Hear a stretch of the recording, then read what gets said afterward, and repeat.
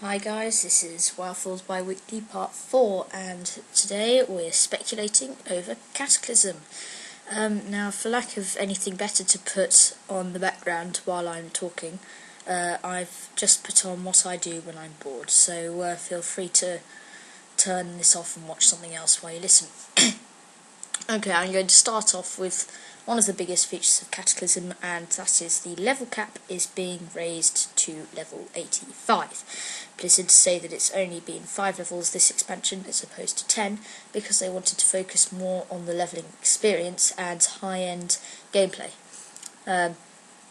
So obviously there are going to be several new zones, and obviously you'll have to level. The quests have slightly changed.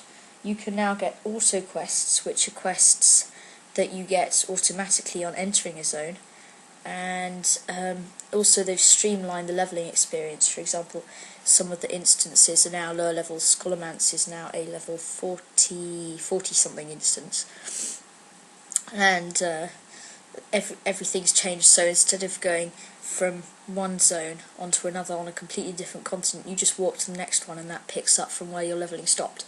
That should be quite interesting. I'm going to be leveling obviously a Borgin and a Goblin alt, and so we'll see how it goes. Now, the second thing that I wanted to talk about is the Worgen and Goblin, and it's a little bit like, I guess you could say, the Draenei and the Blood Elves. You've probably heard all about it. Worgen and Goblin, Worgen for the Alliance, Goblin for the Horde.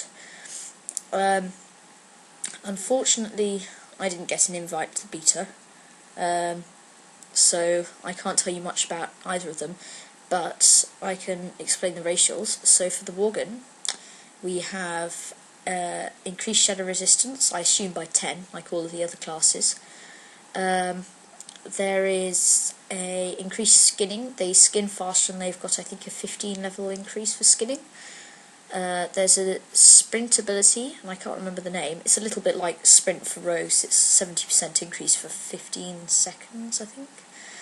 And there's also a cosmetic human form, so you can change into a human form. You can't be in human form while you're in combat. You can't use your sprint ability while you're in human form. And it does absolutely nothing apart from makes you look cool. And the animation, if you haven't seen it, I'll try and post a link in here at some point for the animation, because the animation looks really, really good.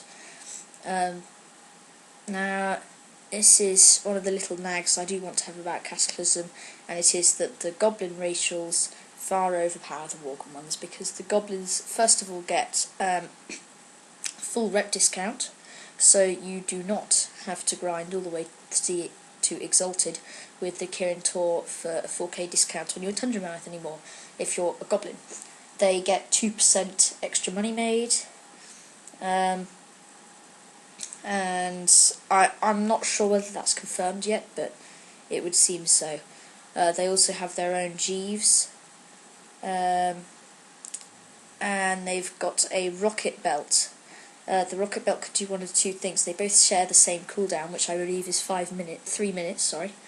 The first one is fire rocket at your enemies, which I assume does damage. Second one is a rocket jump. Now, most of you who have done Dead Mines will know that if you go out the back entrance, and there are certain steps to stop you going in the back, if the rocket jump functions as Blink does, then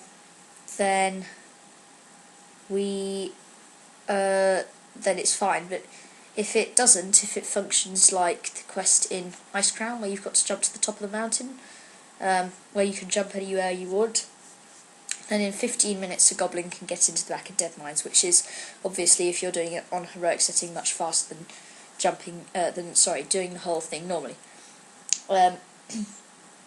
I can't exactly remember the Goblin classes, but they can be everything the Worgens can be everything other than Pallies and Shamans, and the Goblins I don't think can be Pallies, and I don't think can be something else. I'll post it as an annotation when I remember. And so I'm going to be making a Worgen Hunter and a Goblin Chamois, which I'm very excited about. Now, as for mounts, the Worgens get a Warthog-ish. If you've ever seen Star Wars 2, it's a bit like that sleek creature that attacks them in the arena. It's kind of a cross between a Warthog and a Tiger. And the Goblins get a Go-Kart, which I think is kind of unfair as well.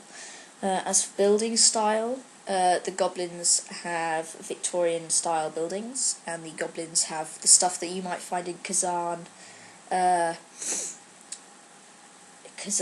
Gadgetzan or Booty Bay. That's what I'd assume. The Goblins will start in Kazan. Their capital city will be Kazan. Their secondary zones, such as Westfall, will be Ashara. And the Goblins will start in Gilneas, and their capital city will be Gilneas. And I'm not quite sure what their secondary zone will be, but I'd assume it's Silver Pine Forest, but I'm not quite sure. One of the other major advantages to Cataclysm is that the old world is going to be changed significantly. I don't know whether you've seen any of the trailers. I think TankSpot does some very good videos going through each of the zones and what they're like now, but you see there are big ruptures, big chasms everywhere. The Barrens has been split in two. You are now allowed to fly in Azeroth, which is going to be great. I can't wait. So tell me in the comments section, what is the first place that you are going to fly in Cataclysm? As soon as you get the expansion, where are you going to go? What else? So, you know when you go onto the map and you mouse over some zones and they do not quite... well, they don't get a name over them. They are going to be changed and made into either high-level zones or low-level zones. There's going to be a zone underwater near the big hurricane thing in the middle of the sea.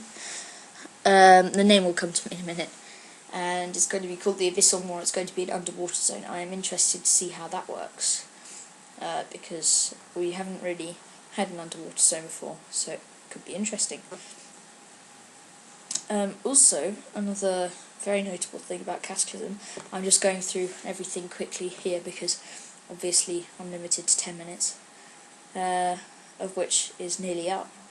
31-point talent trees. The way that you spend your talents is going to be changed drastically. Firstly, the trees are only going to go up to 31 talent points.